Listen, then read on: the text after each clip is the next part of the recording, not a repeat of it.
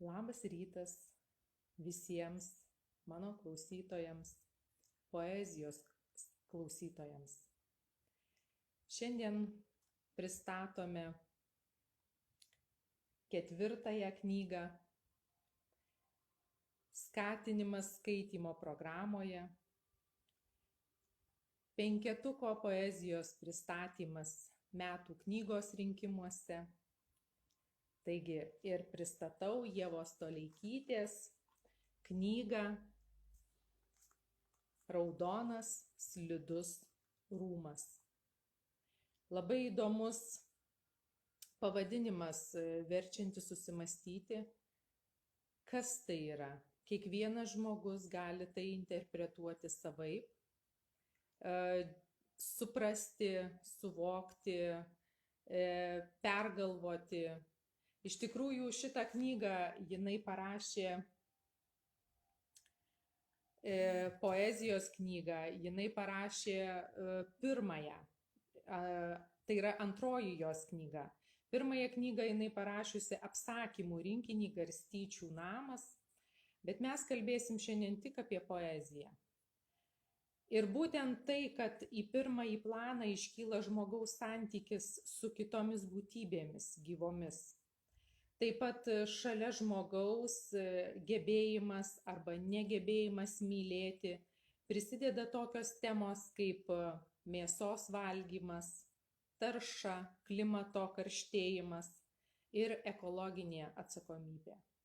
Taigi kviečiu paklausyti Ievos sukurtų eilių, tikrai šiuolaikiškos, tikrai kitokios, negu mes buvom pripratę, apie upelį, gamtą, saulę, meilę ir visokius kitokius nuostabius visatos gamtos džiaugsmus. Taip, čia yra viskas visiškai kitaip. Dabar kūrybinė galia vystosi tikrai stipriai ir žmonės leidžia savo išsakyti eilėmis tai, ką jie galvoja. Išlikimo kaina. Melsvų alyvų muilu nuskalauti parkai. Vienintelė eilutė iš visų mokyklos laikų eilėraščių, kurią dar pamenu, daugiau nieko. Tada rašydavau daug, eilėraščius numeravau, su biurokrato, kalnakasio, nykštuko pasitenkinimu sverdavau ir skaičiuodavau lyg aukso kapšus, publikuodavau irgi baisiai daug, nežinau, ką manė redaktoriai, kodėl spausdino, pačiai jau po kelių savaičių pasidarydavo gėda. Buvau nešvankiai godi. Siaubingai reikėjo įdomių draugų, užtarėjų, pripažinimo, mėgau flirtuoti. Buvau jau peržengus 100, o prisimenu tik vieną eilutę. Visa kita teleportavosi į juodąją skylę, sugedus kompiuteriu. Ir man kelia kone antropologinį susidomėjimą, kas buvo tas žmogus. Kas jam rūpėjo, ką nutuokė apie pasaulį, jo dydį ir savybės, melsvų alyvų muilu nuskalauti parkai. Tokia 2007 metų fosilija. Kartais galvoju, joje užfiksuota mano esmė. Tai naivi romantika. Estetinis pojūtis, mokėjimas mėgautis, nematant kitų ir savęs. Tokia romantika, kurioje iš tiesų svarbesni santykiai su gamta, o ne vaizduojamų partnerių, meilės siužetas tik fonas parko medžių šlamesiui, žvyro girgždėjimui, nulytos žemės vėsai ryte, melsvoms alyvų kvapo bangoms. Romantika, kurios naivumas gali pasirodyti piktybiškas, nuoseklus ir klastingas, vienas durklas, dvi rankos ilgais pirštais, tūkstančiai blyksnių. Ar tas žmogus aš?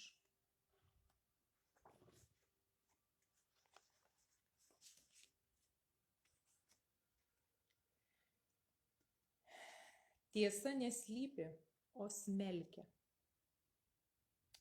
Vasara buvo labai blogai. Kokį mėnesį, jei ne ilgiau, žiūrėjau X-Files. Iš pradžių juokais, paskui užsikabinau. Galiausiai taip savęs nekenčiau, kad užsibrėžiau peržiūrėti viską. Nors svajojau būti kaip Skali, protinga, dirbti iki išnaktų, atiduoti visą save, nepaisant nuovargio, spindėti baltą ir gaivi. Su siaubu supratau. Viskas baigta. Neparašysiu romano. Netidaviau jam savęs. Šeima, draugai, leidykla atskleis mano paslaptį. Esu apsimetėlė ir menkysta. Vietoj kraujo kūne putoja. Žalias, akis išdeginantis skystis, panašus į limonadą ir feirį. Vieną vakarą vaikščiojau po Rasų kapines, peržiūrėjus 7 serijas apie ateivius ir valstybinę konspiraciją. Pasaulis atrodė mažų mažiausiai keistas. Tuščios kapinės kvepėjo žeme ir šienu. Kirtau gatvę, patekau į apleistą, nejaukią jų dalį. Atrodė, ji niekada nesibaigs ir jei eisiu toliau, pateksiu į begalinį šlamantį sodą. Buvo kaip sapne, pilna ir paslaptinga, su galimybė negrįžti. Postscriptum. Po kokios savaitės atlikau tyrimą. Nusprendžiau surasti kapinių pabaigą. Slapčia vyliausi, gal paaiškės, kad jos nėra, bet kapinės rėmėsi į metalinę tvorą, o už jos pakežusios trobos, kupstai, brūzgynai ir matėsi kažkas iš toli, neatsimenu kas.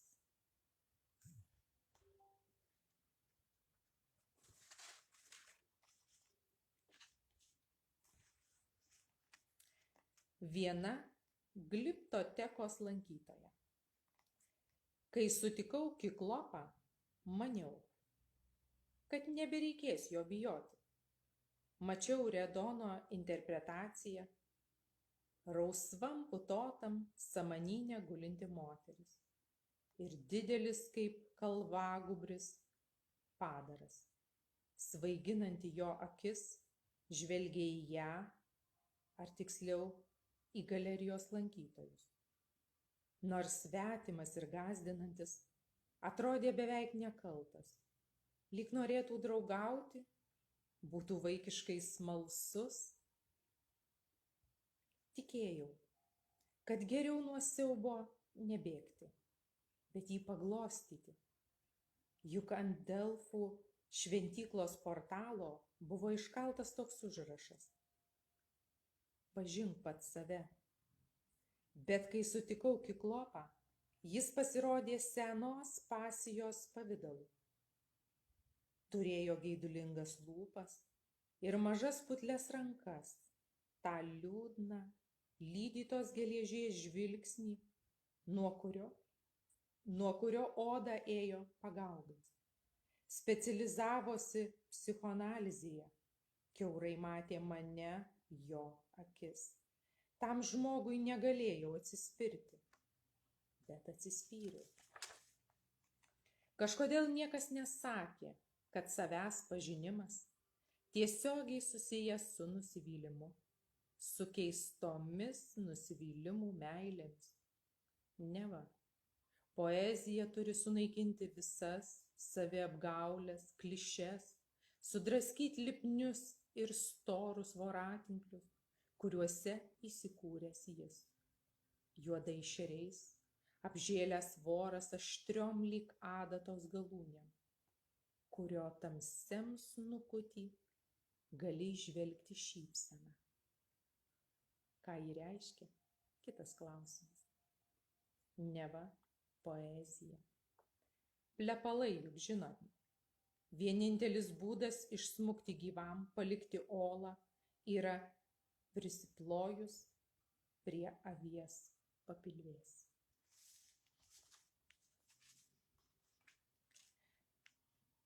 Mano krūtinės lastoj spurda žiurkėnas. Jausmo rekonstrukcija. Tas eilutes susapnavau vieną naktį ir nebegalėjau pamiršti.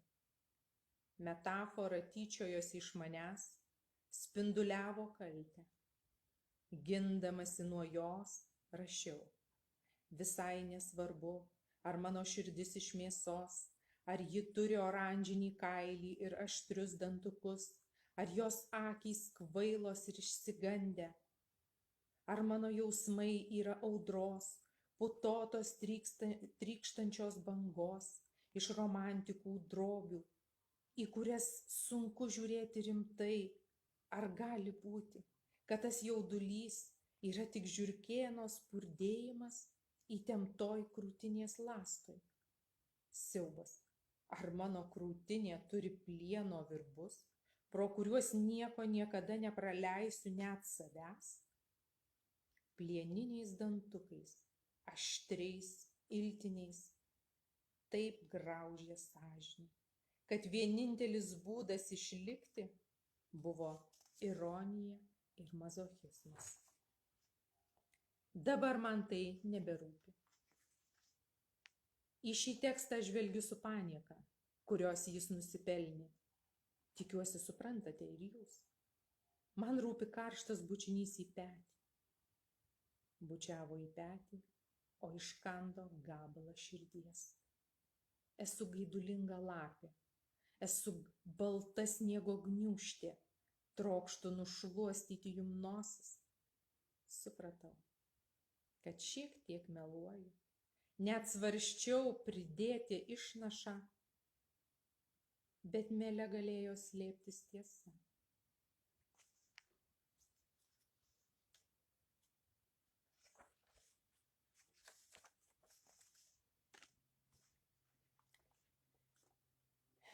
Prašymas, rašymas.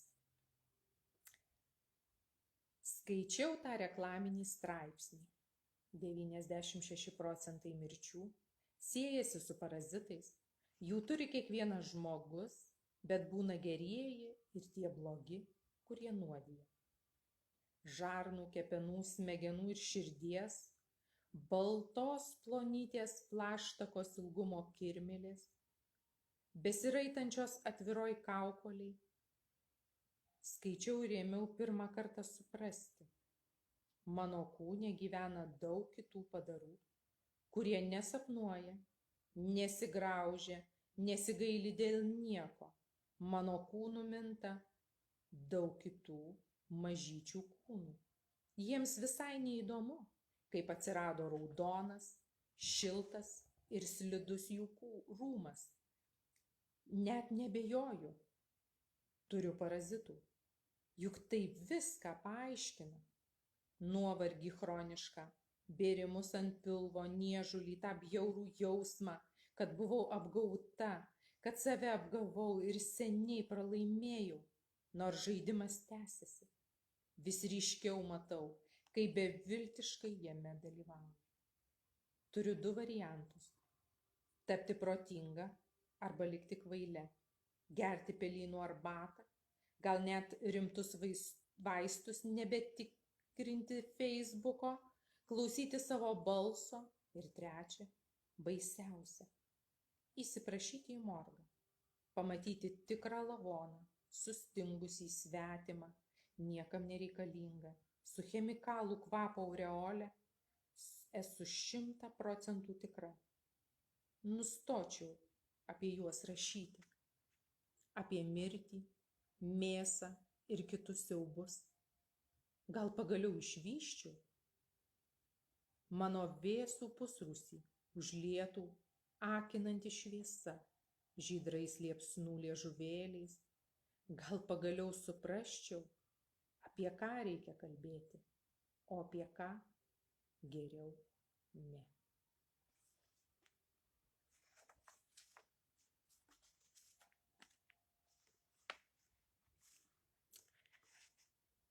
Priprask pagaliau, 17 svečių greit sės prie stalo. Kaitrią vasaros dieną perplaukiu blizgančią juodą užtvanką. Lugnės, lelijos, geltoni risai, vanduo kaip arbata. Šiek tiek maivausi prieš giminaičius likusius ant kranto, visai nebijau gylio, tik srovės ir bangų. Ilgas distancijas plaukiu elegantiškai, lyg ilsėčiausi ar šokčiau. Tiesa ta, kad svajoju, kai plauktume būriu, bet jie visada svajoja kitaip. Kitam krante, po žydinčią liepą, persipjaunu kulną į moliusko geldelę. Šiurpdama išvystu pėdomis dugną, simetriškai apaugę juodų kriauklių šarvu, raitosi šaknys, badantys žolių gaurai. Pjūvis į kulną rodo man laiką. Per pusę gyvenimo baltą smėliuką pakeitė armija moliuskų, kieta ir aštri. Sunkiausia patikėti, kad naktį ji atsiplėšia nuo dugno, leidžiasi ieškoti maisto, šokinėja, puola. Taip apmaudžiai didelė dukra ir susipjaustė kulną. Tada savaitė pleistro, įkyrių minčių, vis praplyšta ir sunkės. Galėjau užsikrėsti per giminės susibūrimą ir vėl buvau bjauri. Mandagiai tyliai kentėjau, galvodama apie rauplėtą rupūžę, jos vėsią buveinę po pamatais. Kaip būtų kvaila šitaip užsikrėsti ir mirti. Tas vanduo tikrai nešvarus, bjauriai maistingas, spindintis tamsus lašas teka per mano pakaušį.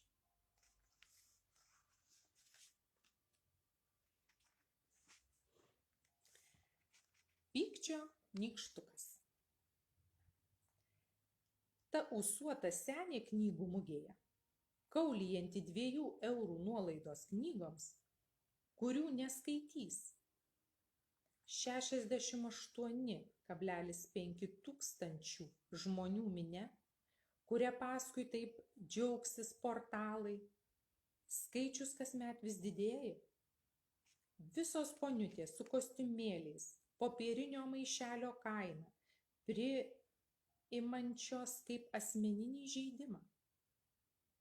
Prieš 10-15 metų raudočiau eidama iš mugės arba sutriekšta spūstyje. Iš tiesų taip ir buvo. Ant svetimo mėlyno sintetinio švarko. Kad mano ašarų druska išėsdintų jame skyles. Dėl buko godumo, lėkštumo lemenčiau. Atsiprašau. Dabar kraujas plūsteli į smilkinius, atkakliausiems pirkėjams kartoju, ne. Manot, žmonės neįdėjo į šitą knygą darbo, o jei kitur pigiau, ten reikite. Pernelyg užsiplieskiu. Žinau, tas pyktis yra vėluojančios brandos sveikimo ženklas. Bet nieko. Po dar 10 metų mokėsiu visus tos gobšuolius supjaustyti skalpeliu, mandagiom, tiksliom frazėm, baltaskruostė būsiu. Gal taip ir tampama blogu žmogumi?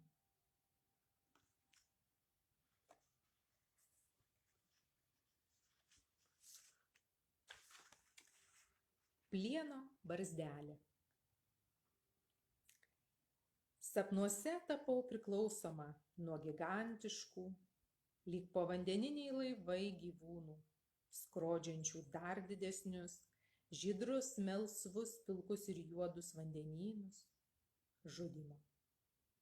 Man nereikia riebios, sultingos jų mėsos, tuo labiau korsetų ar liemenėlių, karkasus gamindavo iš jų plaukų ar blakstienų. Bet ambra yra mano kvapas. Jau kelis metus mano gyvenimas juo kvepia.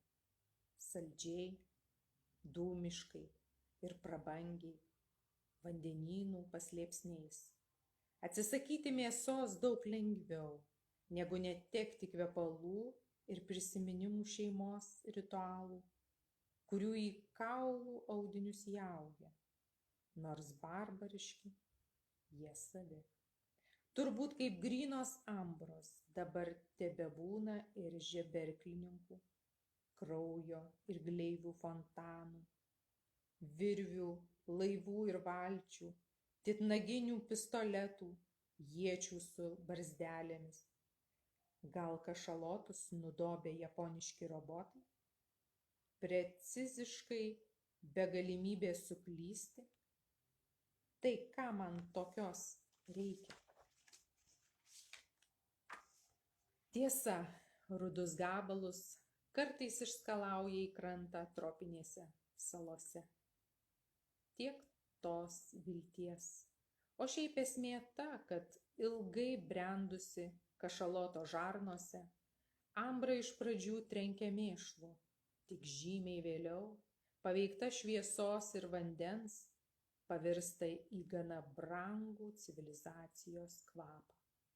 Esmė ta, kad mano idealų kurpalis turi žilo plieno barzdelę. Pusę gyvenimo bandau pro adatos skylutę prakišti šiaudą. Pykstu, kai nepavyksta. Verkiu.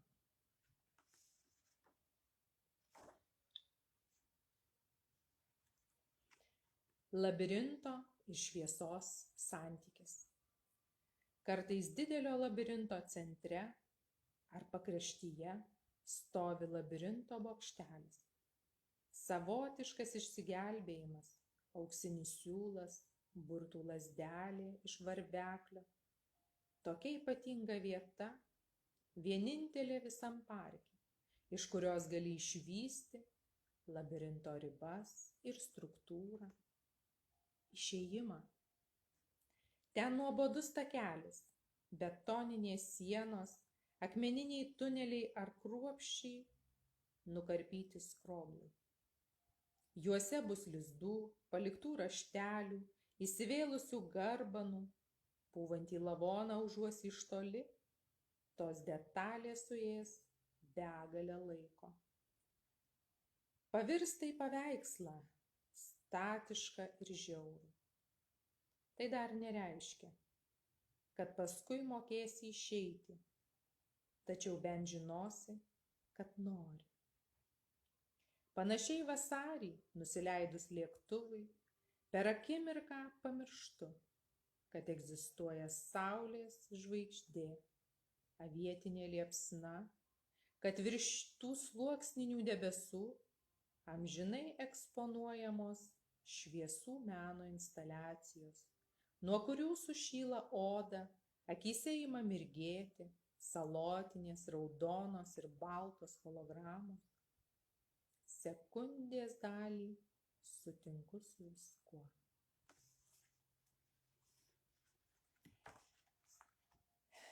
Dėkoju visiems klausiusiems.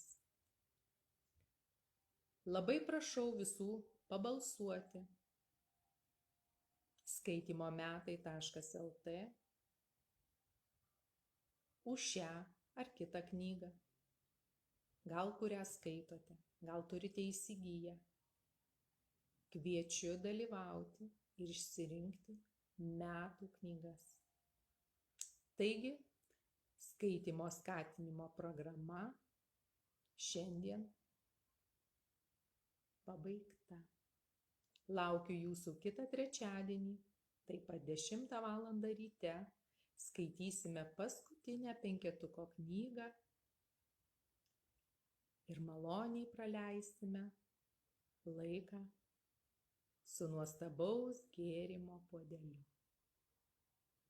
Ačiū dalyvavusiems ir iki kito karto.